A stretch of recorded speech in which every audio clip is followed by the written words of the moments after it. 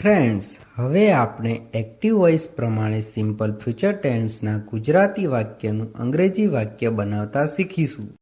Friends, યાદ રાખો, આઈ અને વી સાથે સેલ વપરાય છે.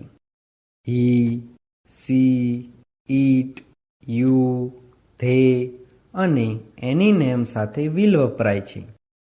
ફોર્મ્યુલા: પોઝિટિવ એટલે કે હકારવાચક વાક્યો માટે સબ્જેક્ટ પ્લસ વિલ અથવા shall plus verb plus object plus other words. આ ફોર્મ્યુલાનો ઉપયોગ થાય છે.